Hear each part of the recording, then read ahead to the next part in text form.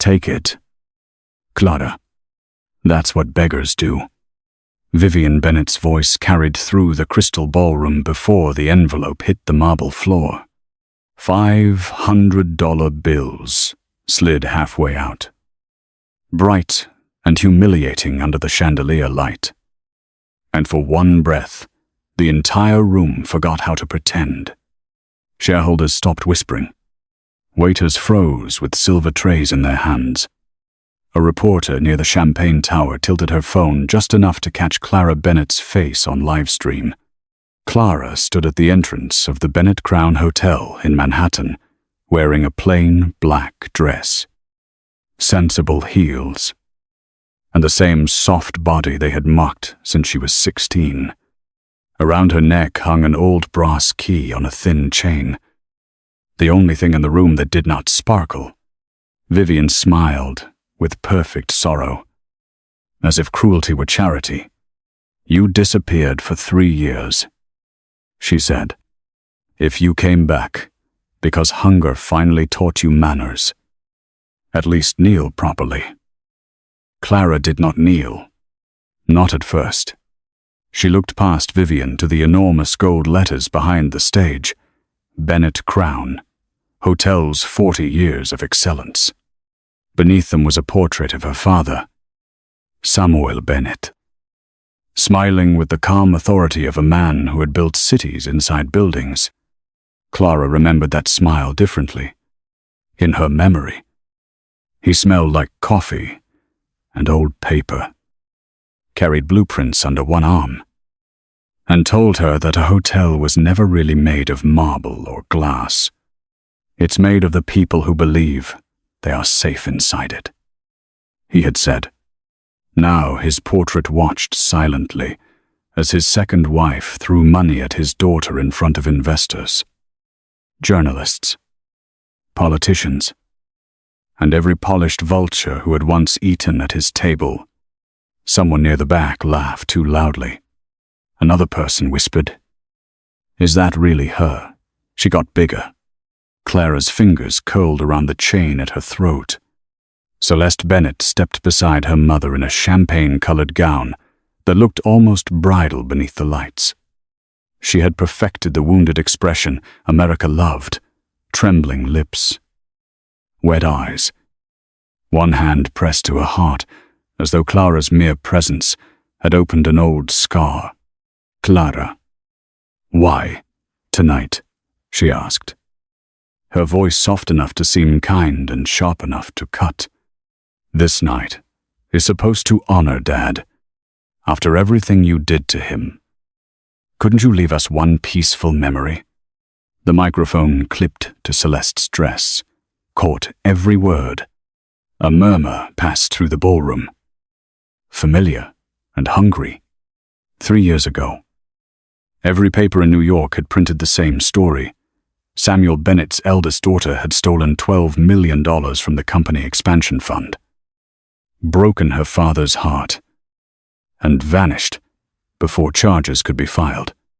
No one had printed the part where Clara had woken in a hospital bed after a car accident, unable to remember signing anything.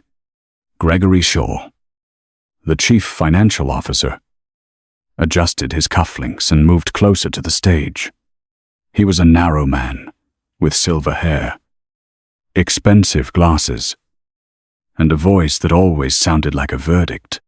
"For the sake of our guests," he said, "I should clarify that Miss Bennett has no official standing with this company. Her access was revoked after the internal audit revealed unauthorized transfers linked to her credentials." He did not look at Clara when he said it. People like Gregory never looked directly at the people they destroyed. They preferred documents, signature, numbers, anything clean enough to hide blood. Vivian gave a weary sigh. The performance of a mother forced to discipline an ungrateful child. "We chose not to prosecute because Samuel was dying," she said. "He begged us not to put his daughter in prison. That was his last mercy. And this is how she repays him by coming here dressed for pity." The word pity moved through the crowd like spilled wine. Clara heard it in fragments, wrapped in fake concern and open disgust. Poor thing. Shameless.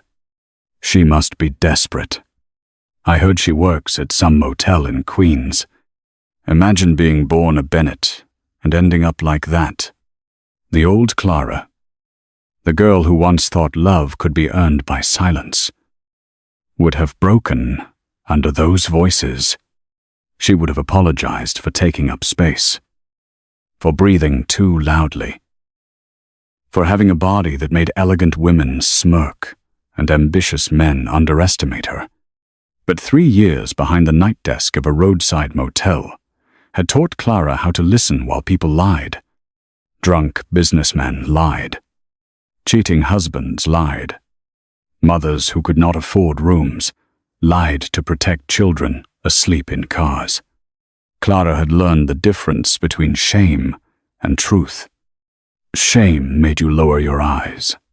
Truth made you still.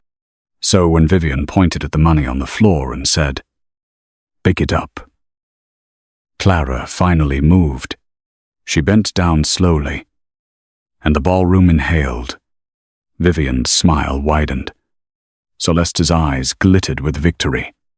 The reporter's phone came closer. Eager for the image that would trend by midnight, the disgraced fat daughter crawling back for cash. But Clara's fingers passed over the envelope without touching it. Instead, she picked up the brass key that had slipped free from her dress when the chain broke. For a second, Vivian's face changed. It was so quick, most people missed it. Just a flicker beneath the makeup. But Clara saw fear sharpen her stepmother's eyes. Not anger, not disgust. Fear. Clara closed her palm around the key, feeling its worn teeth bite into her skin. "I didn't come for your money," she said. Her voice was not loud, but the room was quiet enough to make it travel. "And I didn't come to beg." Celeste gave a delicate laugh. "Then what did you come for?" "Clara." An apology. Before Clara could answer, another voice cut through the ballroom from the rear doors. Let her speak. Nathaniel Cross stood beneath the archway in a black suit, one hand in his pocket, his expression unreadable. Cross Capital owned enough debt in the hospitality world to make chairmen sweat, and enough silence to make them behave. 3 years ago, Nathaniel had been the only man Clara had almost trusted outside her family. He had sat with her in hospital corridors while Samuel's condition worsened, brought her coffee without asking how she took it, and once told her that the truth did not need to shout. Then the audit came out. Her father turned his face from her, and Nathaniel disappeared behind a wall of lawyers and unanswered calls. Seeing him now hurt more than Vivian's money on the floor, Vivian recovered first. "Nathaniel," she said warmly, "this is a family matter." His eyes did not leave Clara. Public humiliation rarely stays a family matter. For one wild second, Clara thought he might cross the room and stand beside her. She hated herself for wanting it. She had not survived 3 years of whispered insults, unpaid bills, and nightmares of her father's last days just to need rescue from the man who had once watched her fall. Nathaniel took one step forward, then stopped near the last row of chairs, far enough to look neutral. The distance told her everything. Vivian noticed it too, and smiled again. Celeste slipped her arm through her mother's all innocence restored. "You see," Celeste said, addressing the room more than Clara. "Ava, Mr. Cross understands this isn't the place for one of Clara's scenes." A few people nodded. Clara saw board members she had known since childhood turn their eyes away. Men who had eaten birthday cake in her father's kitchen now studied the marble as if she were something spilled there. Emotional isolation did not always arrive as a locked door. Sometimes it arrived as 100 people choosing not to see you. Clara reached into her small black purse and removed a cream-colored invitation card embossed with the Bennett Crown seal. "I was invited," she said. Gregory's mouth tightened. Vivian did not move, but Clara saw her fingers press into Celeste's arm. Clara held the card up for the nearest camera. 40-year anniversary gala and shareholder recognition ceremony. "My name is on the guest list because my name is still attached to voting rights that were never legally transferred." The room shifted. That sentence did what tears could not. It introduced risk. Gregory stepped down from the stage. His smile, thin. "That is impossible," he said. "Miss Bennett's shares were surrendered after the audit." Clara looked at him. "Then you won't mind checking." Gregory snapped his fingers at a young event coordinator near the tablet stand. The woman searched quickly, her face paling as she scrolled. "Her name was there this afternoon," she whispered, then swallowed. "But it's gone now. The deletion timestamp is 7:42 p.m. The gala had started at 7:30. Clara had walked in at 7:44. Even the people who wanted to hate her understood what that meant. Someone had erased her name minutes before she entered the ballroom. Vivian laughed lightly, the kind of laugh rich women use to smother panic. A clerical error. Or perhaps Clara forged the invitation. She has always been resourceful when she wants something that isn't hers. Celeste turned toward the reporter's phone with tears shining perfectly. "Please, don't turn this into another scandal," she whispered. "Our family barely survived the first one." Nathaniel's jaw moved, but he said nothing. Clara felt the old wound open. Not because Vivian lied, but because lies worked so easily when the truth came from a woman people had already decided was pathetic. Vivian lifted her chin toward security. "Remove her. Gently. She is still Samuel's daughter. Even if she forgot how to behave like one."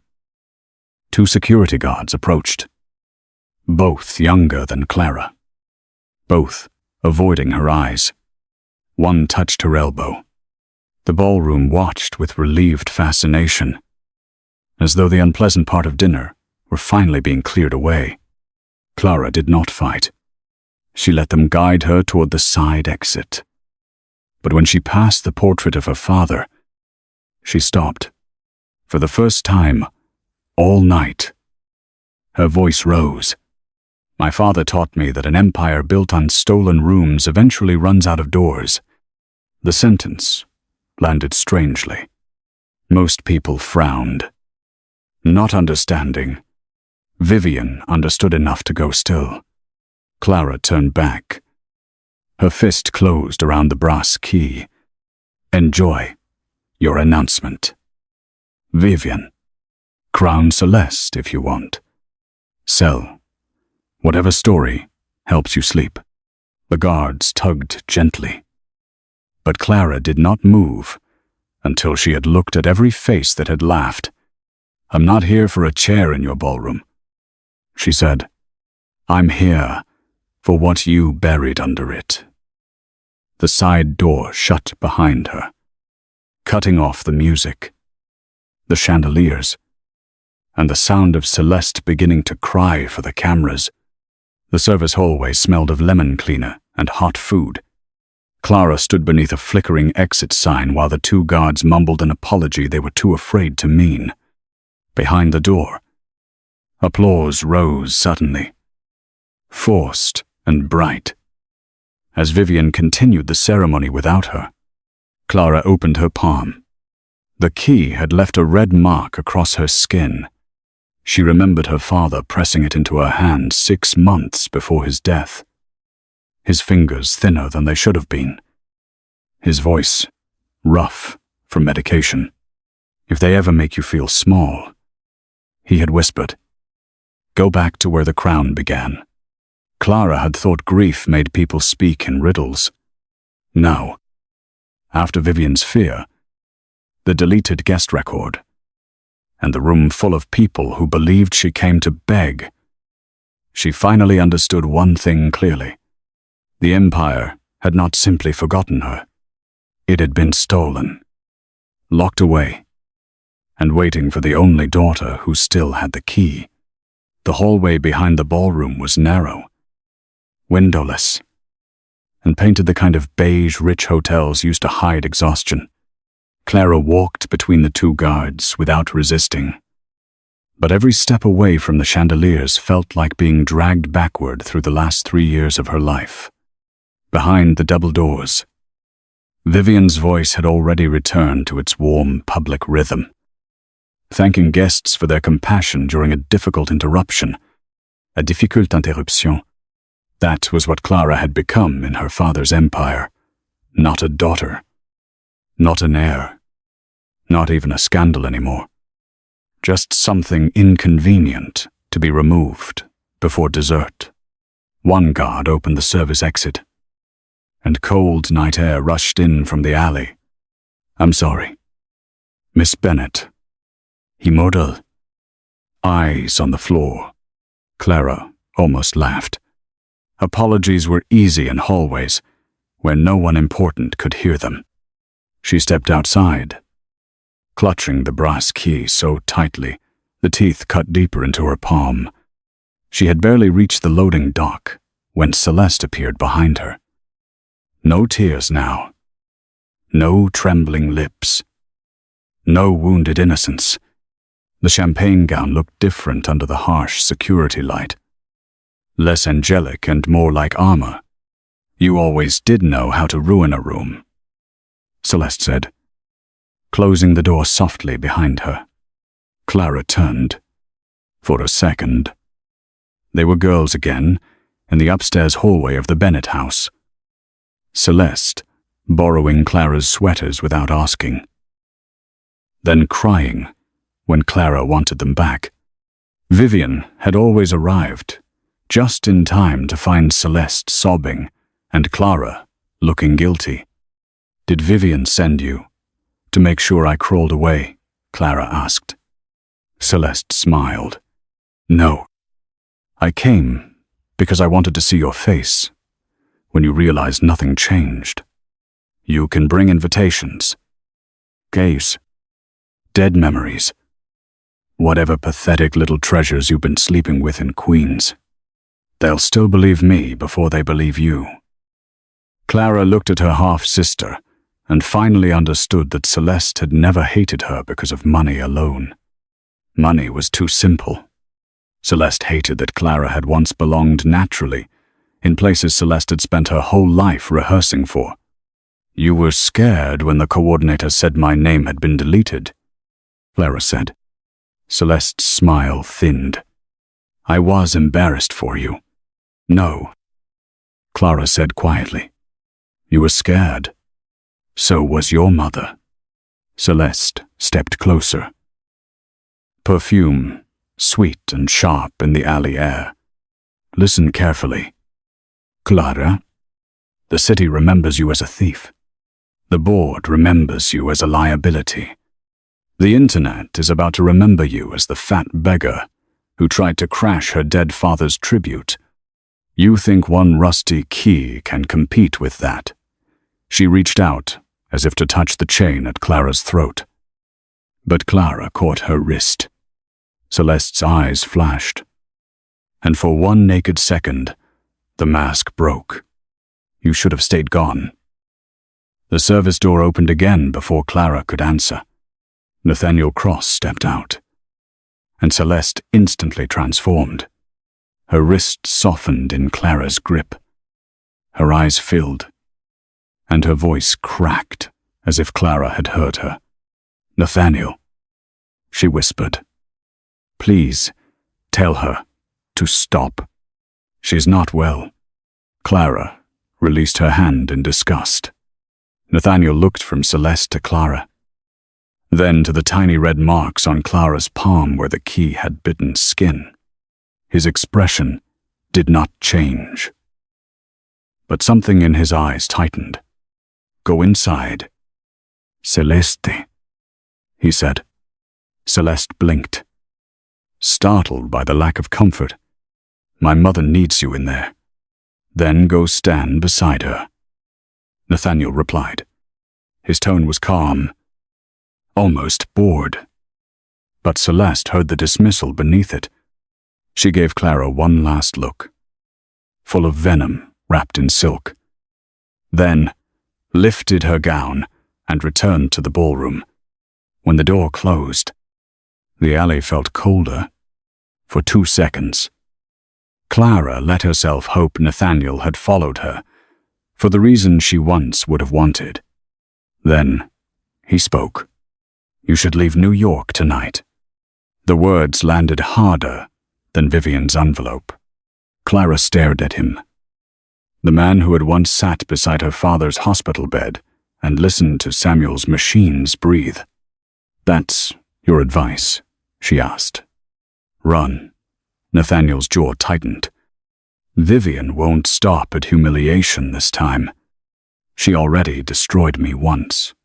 "No," he said, stepping closer. "She let you live, destroyed. There's a difference." Clara hated that his voice carried fear, because fear sounded too much like care. "Where were you when the audit came out?" she asked. "Where were you when I called you from the hospital? Where were you when my father died, thinking I betrayed him?" Nathaniel's face hardened, but not before pain moved across it. "I was wrong," he said, "and saying it in an alley won't fix it." Clara waited for more. A confession, an explanation, a reason big enough to excuse silence. Nathaniel looked toward the black dome of the security camera above the loading dock, and his voice changed, colder and louder. "You're making this worse for yourself. Leave before they destroy you again." Clara followed his glance and understood only part of it. The camera was watching. Maybe Vivian's people were listening. Maybe Nathaniel was performing neutrality because he had to. Or maybe that was what Clara wanted to believe because the truth was too humiliating even now. Even after everything. She still wanted one person from her old life to choose her without being forced. She stepped back. "Thank you for the warning, Mr. Cross." His eyes flickered at the formality. "Clara no," she said. "You gave me advice. Now, I'll give you mine. Don't stand close to fires if you're afraid. People might think you're warm." She walked past him before her voice could break. By midnight, the clip had spread everywhere. Clara watched it from the cracked screen of her old phone in the manager's office of the Queensbridge Star Motel, where the vending machine hummed louder than the radiator, and room 214 had been complaining about hot water since Tuesday. The first video showed Vivian's envelope hitting the floor. The second zoomed in on Clara bending down, conveniently cutting before she picked up the key. The captions were cruel enough to feel professionally written. "Disgraced. Bennett daughter returns broke. Former heiress begs at family gala. Samuel Bennett's problem child interrupts tribute night." Commenters were worse. They called her shameless, greedy, huge, desperate, disgusting. Some joked that $500 would not cover her dinner. Clara turned the phone face down when her hands started to shake. She had spent 3 years building a life small enough no one could take it from her. Vivian had found a way to make even that smallness public. Ad 2:17 a.m. While the motel lobby smelled of burnt coffee and bleach, Clara opened the cardboard box she kept under the desk. Inside were the things she had saved from her old life, 2 photographs. A fountain pen that had belonged to Samuel, a hospital bracelet from the night of the accident, and a wooden box her father had mailed to her motel 6 months before he died. She had never known how he found her address. The package had arrived with no return label, only her name written in his slanted hand. Tonight, for the first time in years, she took out the photograph of her mother. Iris Monroe Bennett stood in front of a modest brick building in Brooklyn, smiling beside a much younger Samuel. The sign above them read, "The Crown Motor Inn." Clara had always been told her mother was a pretty receptionist. Samuel married too quickly and regretted too quietly. But on the back of the photograph, in Samuel's handwriting, were the words she had never been able to understand. The crown was hers before it was mine. A sound came from upstairs. Not loud, not dramatic. Just one wrong creak in a building where Clara knew every pipe, every drunk footstep, every tired door. She slid the photograph back into the box and reached beneath the counter for the old metal flashlight the night staff used during power outages. The security monitor showed the second-floor hallway empty, but the camera outside her room flickered once, then went black. Her room was not listed under her name, not on any guest registry, not anywhere Vivian's lawyers should have found. Clara moved quietly up the back stairs, heart hammering against the key beneath her dress. At the end of the hallway, her door stood open. Inside, drawers had been pulled out, her mattress sliced, books dumped across the floor. Whoever had come had not taken cash. They had ignored her laptop, her cheap watch, the emergency envelope of bills in her sock drawer. They had opened every box, every bag, every place large enough to hide one small brass key. Clara stood in the wreckage of her room and felt something colder than fear settle inside her. Vivian had not sent someone because Clara embarrassed her. Vivian had sent someone because Clara had touched the one object that made her afraid. The wooden box from the lobby was still under Clara's arm. She had carried it upstairs without realizing. She sank onto the edge of the torn mattress and opened it again. Beneath the photograph lining, her fingers found a seam she had never noticed. The bottom panel lifted with a soft click. Inside was a folded scrap of hotel stationery, yellowed at the edges. The handwriting was Samuel's, but shakier than on the photograph. If they ever make you feel small, go back to where the empire began. Do not trust the will they showed you. The lie is not in what they stole. The lie is in what they made you sign. Clara read the words once, then again, until they blurred. Her phone buzzed on the floor among broken glass from a shattered picture frame.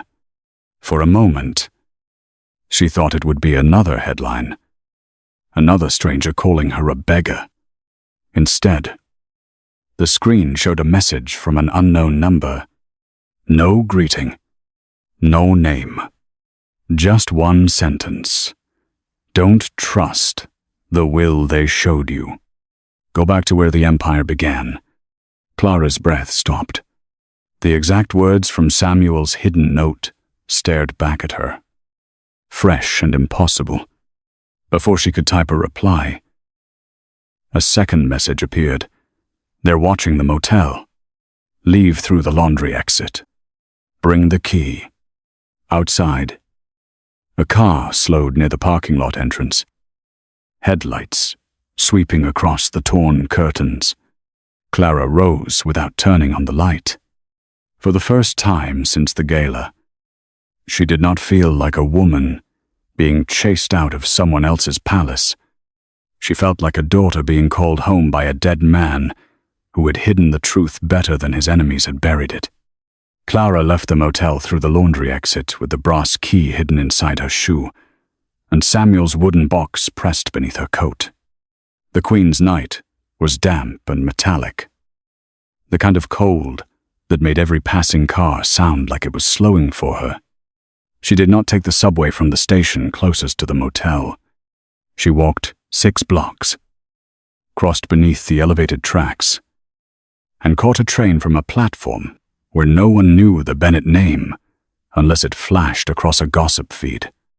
Every reflection in the dark window looked like someone following her.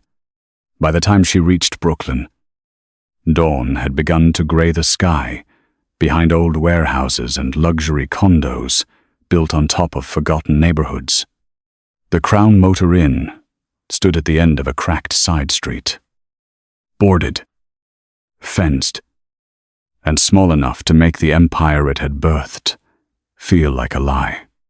Above the door, faded letters still clung to the brick, "The Crown Motor Inn." For years, Clara had imagined the First Bennett Hotel as something charming, maybe modest, but still touched by the dignity her father carried when he spoke about beginnings. In reality, the building looked abandoned by everyone except pigeons and debt. A construction notice hung on the fence, announcing a pending sale to Westbridge International Development. Clara recognized the name from Vivian's speech at the gala. It was the foreign buyer she planned to celebrate after crowning Celeste. The padlock on the front gate was new, but the side alley behind the building still had the rusted service door Clara remembered from childhood visits. When Samuel would bring her here and say, "Every kingdom has a room. No one, photographs." She slipped through a gap in the fence, scraped her arm on wire, and reached the door. The brass key did not fit the outside lock.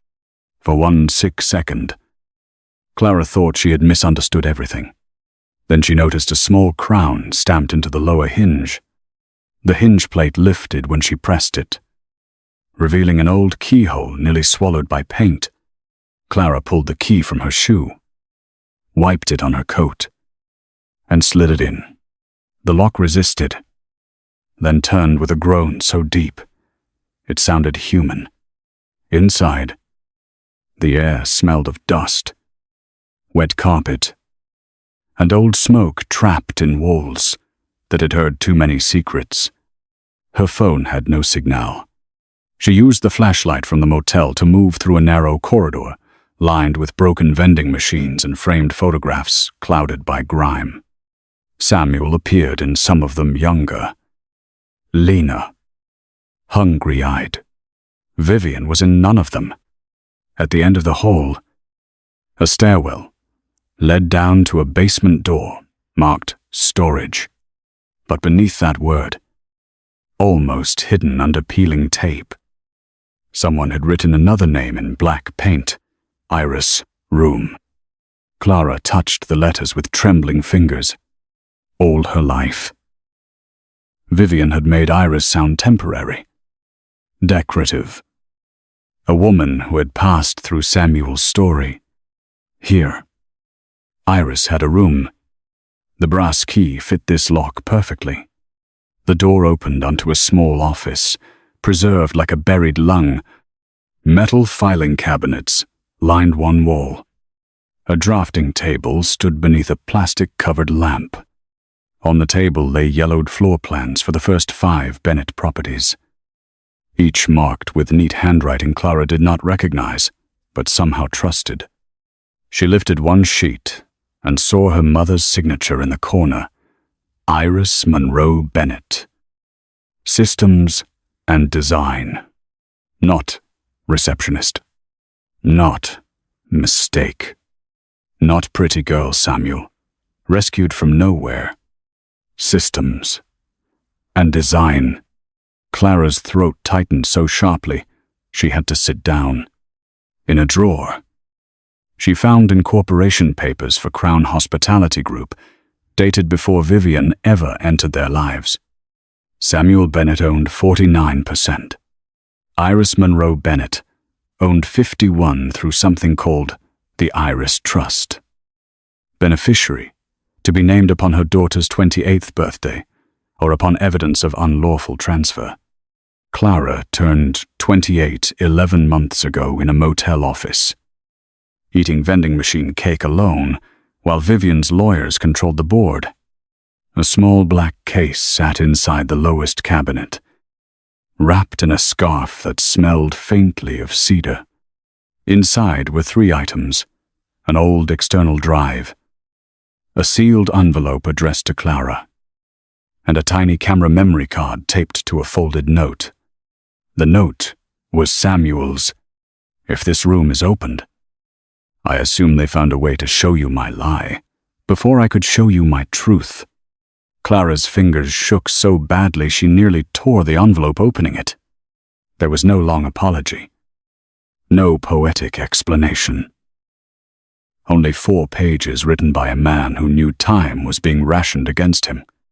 Samuel wrote that Vivian had begun controlling his medication after his stroke, limiting visitors, filtering legal documents, and bringing him papers when he was too sedated to read them. He wrote that the public letter disowning Clara was not meant to survive as a weapon. It had been part of a false trail to make Vivian believe Clara was no threat until the Iris Trust could be triggered. At the bottom, he had written, "Forgive me for protecting you badly." The external drive held only 1 playable file at first. The screen on Clara's phone flickered as the video opened, grainy and unstable. Samuel sat in a chair beside the drafting table, thinner than she had ever seen him. One side of his mouth slightly slack from illness. "Clara," he said, and hearing her name in his voice nearly broke her. "If you are watching this, it means Vivian has already lied. Your mother was not a footnote in this company. She was the architect.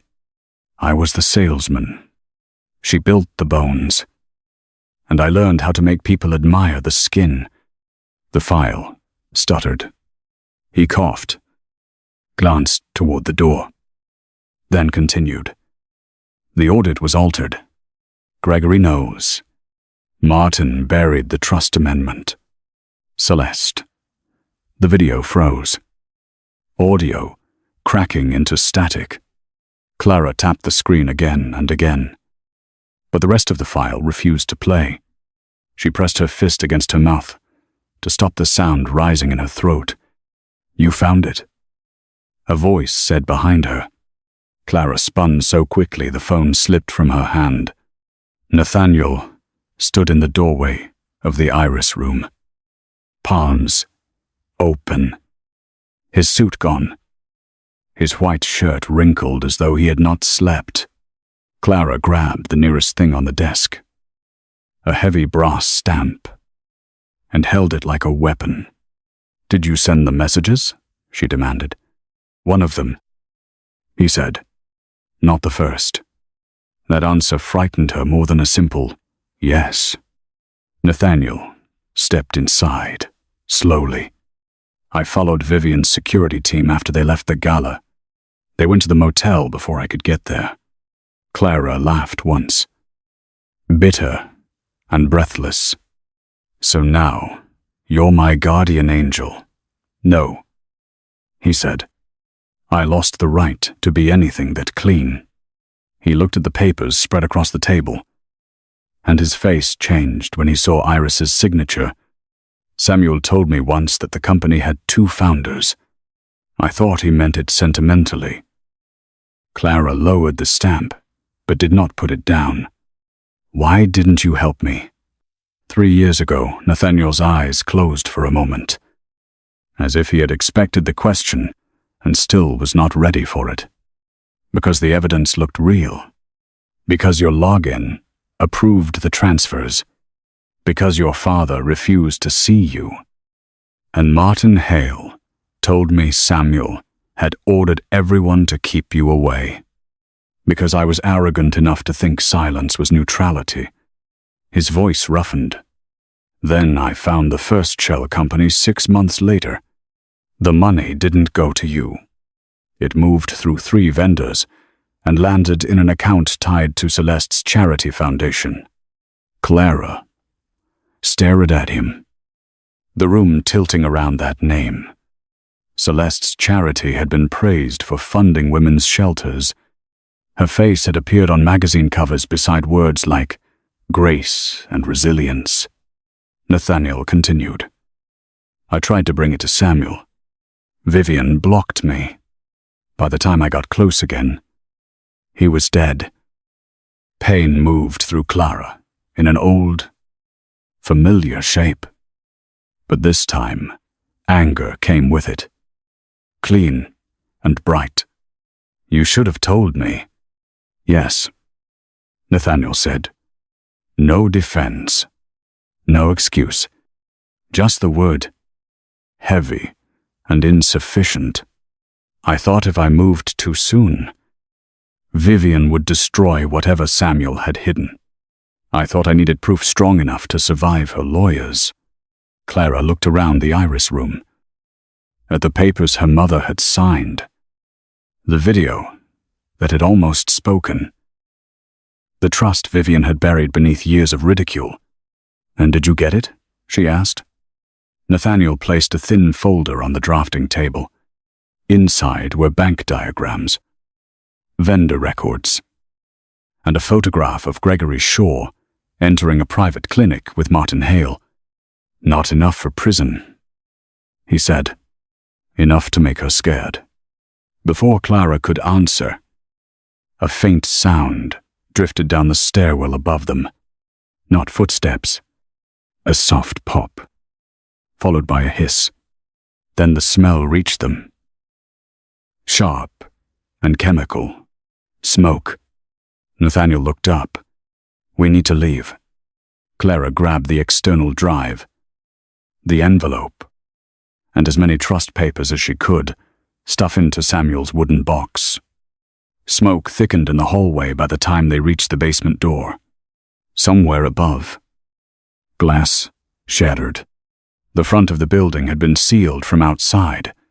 Vivian's people had not come to search this time. They had come to erase. Nathaniel kicked at a service panel, while Clara coughed into her sleeve. Clutching the box against her chest, a beam cracked overhead, raining sparks near the stairwell. For one terrible second, she saw Celeste's face in her mind, smiling beneath chandelier light, asking why Clara had come to ruin one peaceful memory. Nathaniel tore the panel loose, revealing a crawl space toward the alley. Go, he ordered. Clara shoved the box through first, then crawled after it, scraping her knees raw over concrete. The brass key burning cold against her skin as smoke swallowed the room named for her mother. They stumbled into the alley as dawn finally broke. Gray light catching the first flames behind the boarded windows. Sirens wailed somewhere far away. Too late to save what had mattered. Clara fell to her knees on the wet pavement and opened the wooden box with shaking hands. Some papers were singed at the edges. The external drive casing had melted along one side. The envelope survived. Beneath the documents, something had slipped from the scarf. A smaller metal case she had not noticed in the room. Clara opened it and found a second storage device. Old and smoke darkened. Wrapped in a note from Samuel. The lie is in the audit. Ask Margaret Doyle why she refused to sign. Nathaniel crouched beside her, soot on his face, his breathing ragged. Margaret Doyle was Bennett Crown's original outside auditor, he said. She disappeared from the file before the scandal broke. Clara looked at the burning hotel. Then, at the key in her palm, Vivian had tried to bury the beginning. Instead, she had lit a fire bright enough to show Clara where to look next. By the time Vivian Bennett called the emergency shareholder meeting, she had already written the ending. The announcement went out at 6 in the morning. Wrapped in legal language and polished grief due to recent disturbances caused by a disgraced former family member, Bennett Crown Hotels would move to protect its legacy. Confirm Celeste Bennett as successor, and finalize the sale of the original Brooklyn property to Westbridge International. News outlets repeated the words, legacy and stability, like obedient bells. No one mentioned that the Crown Motor Inn had burned before sunrise. No one mentioned Clara. By noon, the Manhattan ballroom had been rearranged into a battlefield of white tablecloths, microphones, security ropes, and nameplates for board members who looked relieved to be judging someone else's disaster. Vivian sat at the head of the long table in ivory silk, her hands folded, her face serene. Celeste sat beside her in pale blue, eyes red for the cameras. She looked like a daughter, mourning a family's safety. Not a woman, waiting for stolen power to be blessed. Clara arrived through the front entrance this time. Not the service hallway. Not the loading dock. Not the side door where unwanted people were removed. She wore the same black dress from the gala, cleaned of ash as well as it could be, and her hair was pinned back from a face that had not slept. Around her neck, the brass key rested against her skin like a verdict. Nathaniel walked on her right, carrying a sealed evidence case. On her left was an older black woman in a dark gray suit, with white hair cut close to her head and a leather briefcase held in both hands. Margaret Doyle did not look dramatic. She looked worse for Vivian Precise, tired and impossible to intimidate. The whispering started before Clara reached the aisle. Vivian lifted one eyebrow, amused for the cameras. "Clara," she said. "Microphone already live? I don't know who told you this meeting was open to trespassers." Clara stopped in front of the board table. "My mother did." A ripple moved through the room. Vivian's smile did not break, but Celeste's fingers tightened around her water glass. "Your mother, Vivian," repeated gently, as if speaking to someone unstable. "Clara, Iris has been gone for many years. It's cruel to use her memory like this." Clara looked at the nameplates, the cameras, the shareholders packed in rows behind velvet ropes. "You used her absence first." Gregory Shaw leaned into his microphone. "This is exactly why the board must act today. Miss Bennett has shown escalating behavior, including unlawful entry at the Brooklyn property shortly before the fire." Nathaniel's head turned. "Careful." Gregory. Gregory gave a thin smile. "Are you representing Miss Bennett now?" "Mr. Cross, no," Nathaniel said. "I'm listening to you place yourself near an arson investigation." For the first time, Gregory's expression faltered. Vivian cut in smoothly. "Enough. Security. Please remove Clara before she harms herself or others." No one moved. It was not courage. It was uncertainty. And uncertainty was the first crack in Vivian's empire. Clara placed a burned folder on the table.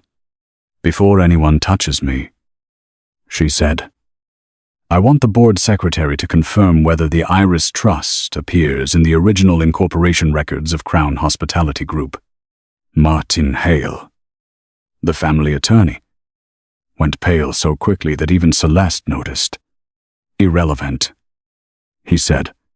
"Those records were superseded decades ago." Margaret Doyle opened her briefcase and removed a certified copy with a state seal. Her voice was dry and steady. No. Martin. They were buried. Not superseded. Vivian stared at the older woman, as if a ghost had taken human form. Margaret looked back without blinking. Hello. Vivian. You look well for someone who spent 20 years pretending my signature existed on reports I refused to sign. Cameras swung toward her. The shareholders began to murmur. Louder now. Less obedient. Celeste stood abruptly. This is ridiculous. Clara has always been jealous of this family's peace. She forged an invitation, broke into a condemned building, and now she brings some retired accountant to rewrite history. Margaret did not even look offended. She opened another folder. I was Bennett Crown's outside auditor in the year Miss Clara Bennett was accused of authorizing $12 million in transfers. I refused to sign the final audit because the login records did not match her medical records. Gregory's face hardened. That was reviewed internally. By you, Margaret said. After you removed my objection from the file, Clara's pulse beat in her ears. But she forced herself to stay still. Nathaniel opened the evidence case and handed Margaret a tablet connected to the ballroom screen. The first document appeared above them, Clara's alleged electronic approval. Time-stamped 918 p.m. on October 12. 3 years earlier. The second image appeared beside it, hospital admission records showing Clara unconscious after the crash from 8:41 p.m. through the following morning. A sound moved through the room. Not shock, exactly, but recognition, trying to crawl out from under denial. Clara watched Celeste stop breathing. Vivian kept her face composed, but her knuckles had turned white. Margaret clicked again. Metadata from the audit file filled the screen. Author, device ID, revision, history. The approval signature was inserted into the audit packet 2 days later. Margaret said. The source device was assigned to Gregory Shaw. Gregory shoved back his chair. This is fabricated. Nathaniel spoke then, voice low, but carrying. The same device accessed a shell vendor called Harbor Lily Consulting. Harbor Lily received 3 transfers from the stolen expansion fund. Its beneficial owner was hidden behind Celeste Bennett's charity foundation. The ballroom erupted. Celeste rose so fast, her chair tipped behind her. That foundation built shelters. She cried. It helped women. Clara looked at her, remembering the alley, the champagne gown. The whisper, you should have stayed gone. It also bought your Miami apartment, Clara said. Vivian slammed her palm onto the table, and the room fell quiet out of old habit.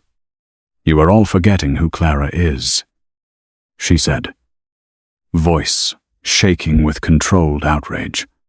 She has hated this family since Samuel, in his final clarity, chose to remove her from his will. We all saw the letter.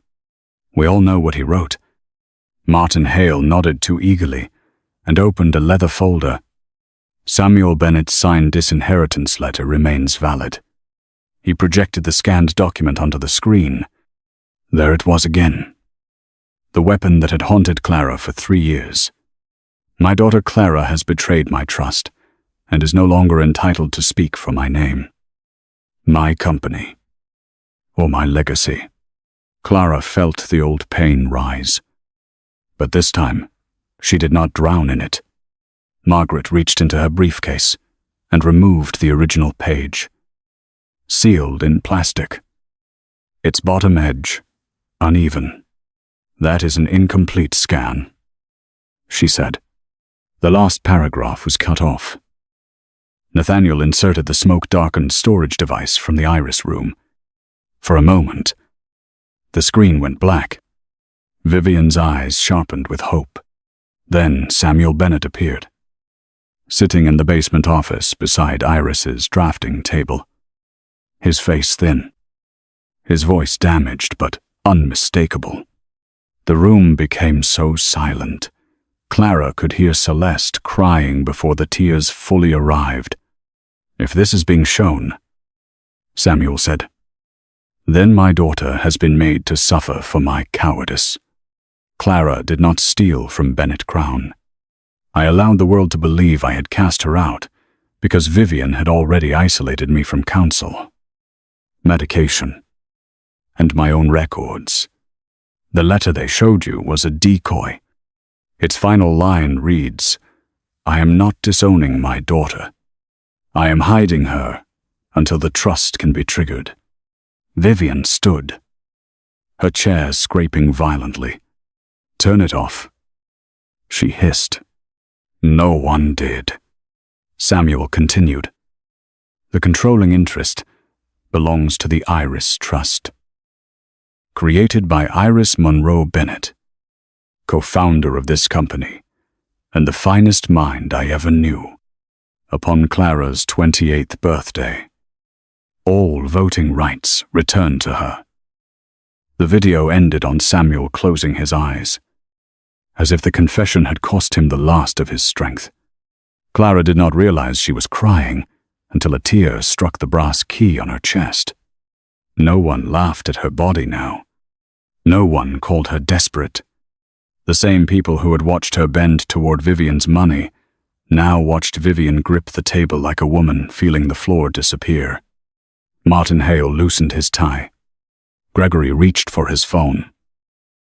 But 2 federal investigators stepped from the back row before he could unlock it. Nathaniel must have brought them in quietly. Clara had not known. One investigator said Gregory Shaw's name, then Martin Hale's, and the legal words that followed sounded both distant and perfectly clear. Vivian turned to Celeste. But Celeste stepped away from her mother as though guilt could be contagious. That, more than the evidence, made Vivian look old. Clara picked up the microphone Vivian had used to humiliate her. Her hand trembled once, then steadied. "I was told I came here to beg," Clara said, facing the shareholders, the reporters, the employees standing along the walls. "I was told my father died, ashamed of me. I was told my mother was nobody. I was told my size made me ridiculous. My grief made me unstable, and my silence made me guilty." She looked at Vivian, then at Celeste.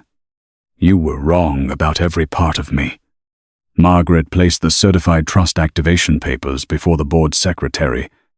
The secretary read them once, swallowed, and confirmed into the microphone that the Iris Trust controlled 51% of voting shares.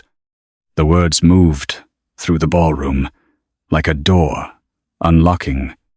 Clara closed her hand around the brass key. "Effective immediately," she said. "Vivian Bennett no longer has authority to sell, transfer, dissolve, or represent Bennett Crown Hotels. The sale of the Brooklyn property is cancelled. The board will cooperate fully with the investigation into fraud, arson, and concealment of trust assets." She paused, looking at the room that had once mistaken her stillness for weakness. "The empire you stole is no longer yours." For several seconds after Clara spoke, no one moved. The ballroom that had once swallowed her humiliation now held its breath around her power. Vivian Bennett stood at the head of the table with her lips parted, as if the language of command had suddenly become foreign to her. Gregory Shaw was led toward the side doors by federal investigators, his silver hair disordered, his cufflinks flashing uselessly beneath the lights. Martin Hale tried to argue that he was only following instructions. But Margaret Doyle looked at him with such cold exhaustion that his words thinned into a whisper. Celeste remained near the overturned chair, one hand pressed to her stomach, staring at the screen where Samuel's face had vanished. Clara watched all of them and felt no triumph at first, only a vast, aching emptiness. She had won back the empire, but victory did not return the years Vivian had stolen, or the father who had tried too late to protect her, or the girl who had once believed silence could make people love her. Vivian recovered because women like her always mistook survival for innocence. She lifted her chin, wiped one perfect tear from beneath her eye, and turned toward the cameras. "This is a misunderstanding," she said, voice trembling with practiced nobility.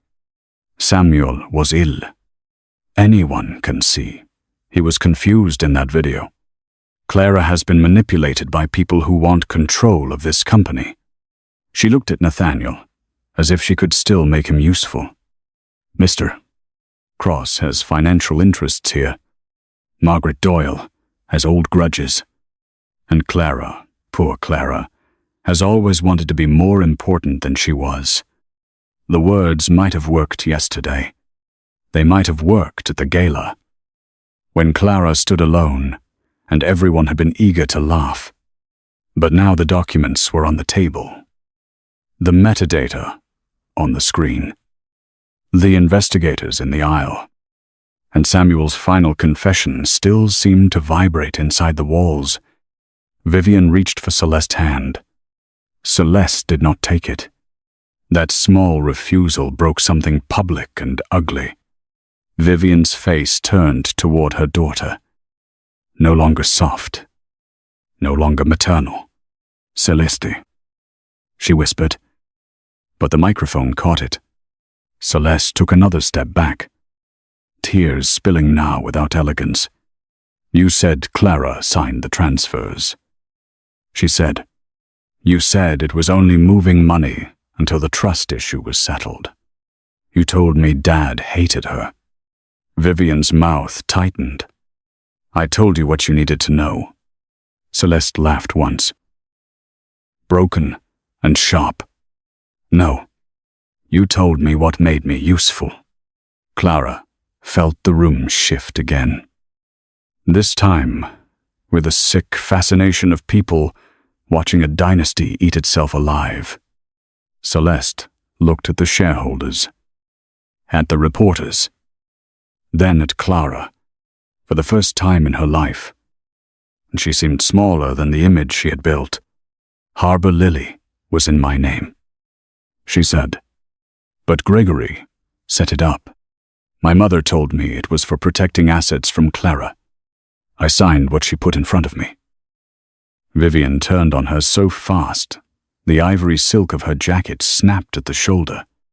"Ungrateful little fool," she hissed. The words cracked through the microphone, clean and fatal.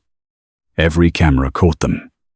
Every shareholder heard the voice Vivian had hidden beneath charity galas and stepmother speeches.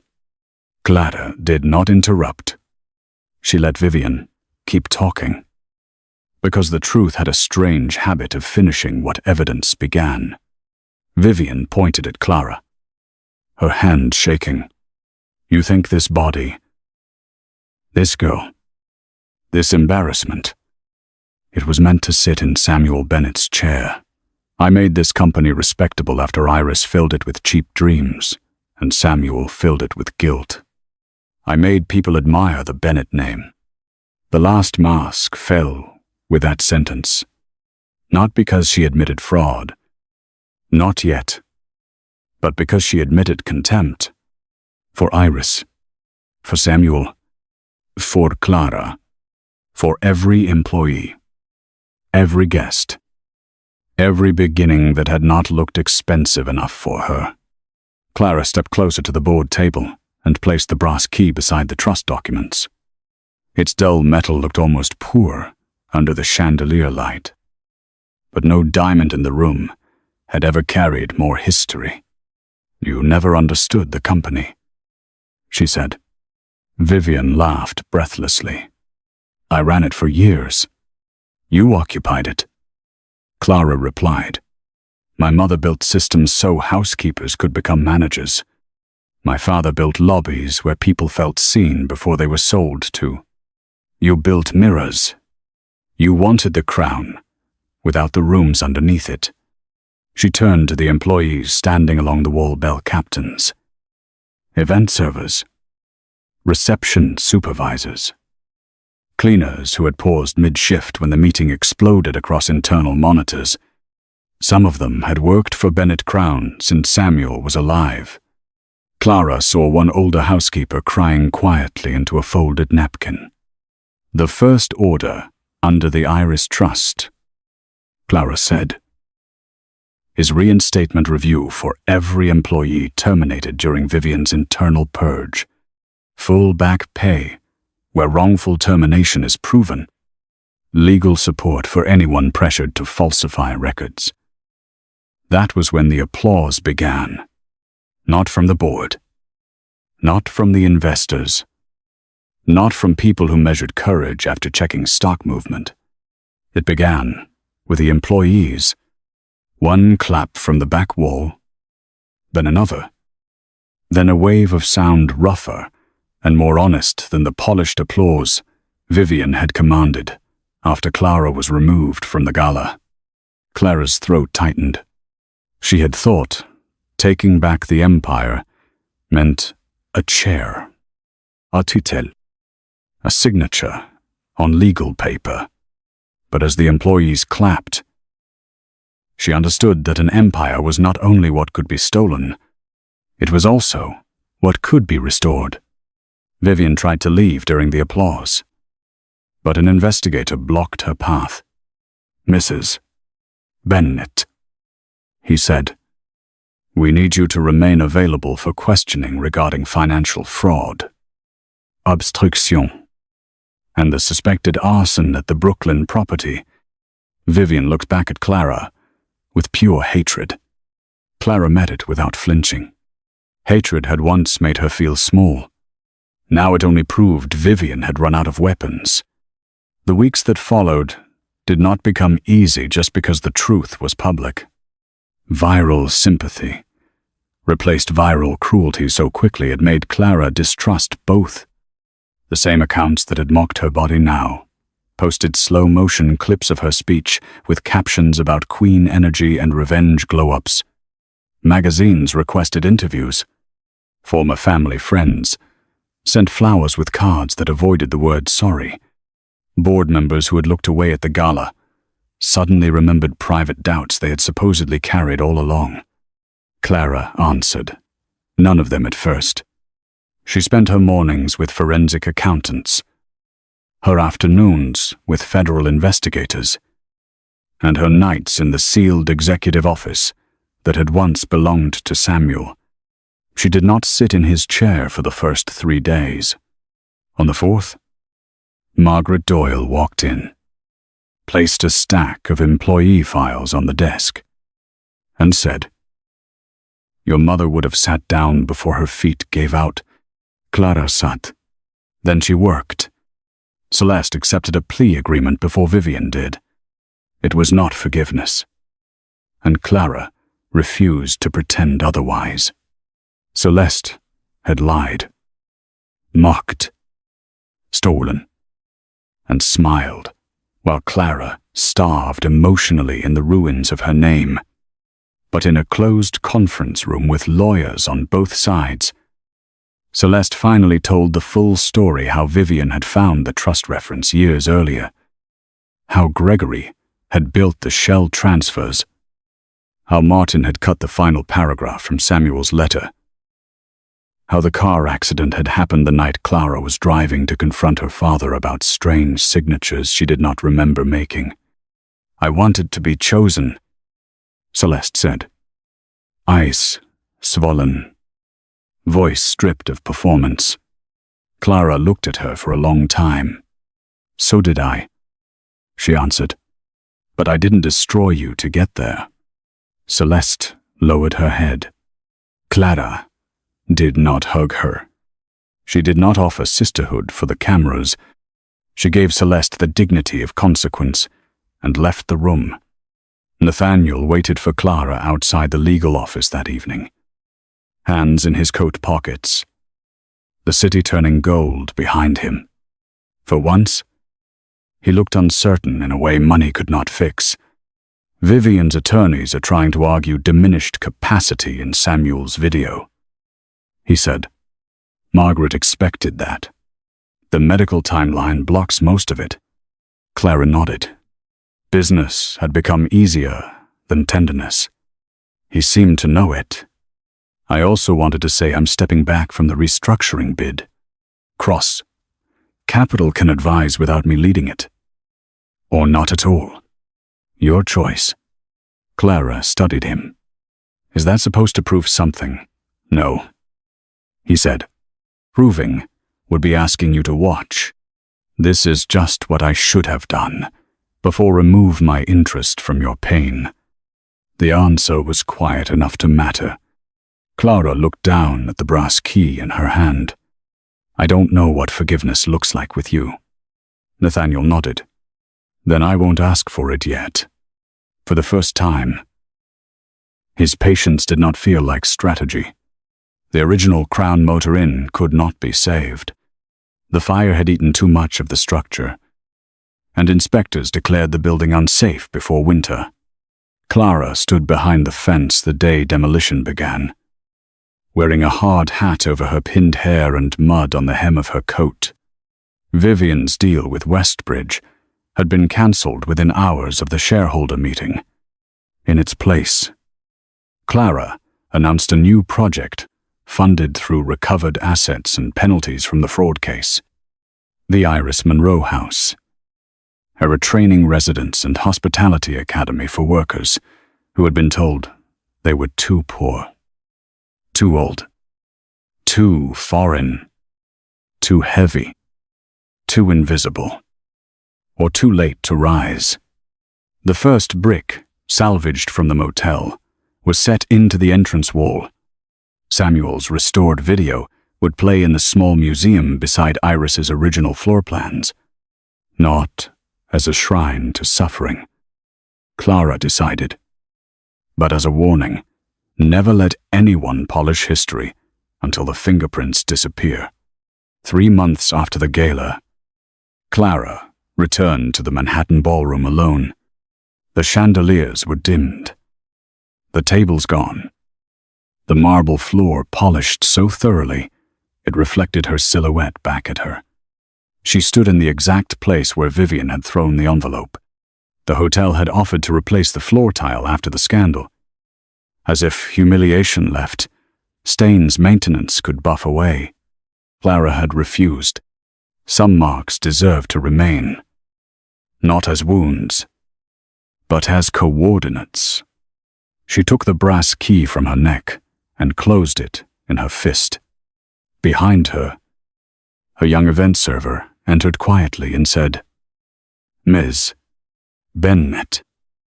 The staff is ready for the opening announcement." Clara turned. On the stage, the gold letters had been changed. Bennett Crown. Hotels now stood above a smaller line founded by Iris Monroe Bennett and Samuel Bennett. Clara breathed in, steady and full. They had thought she came to beg for scraps from a stolen table. They had never imagined she had come to unlock the whole house.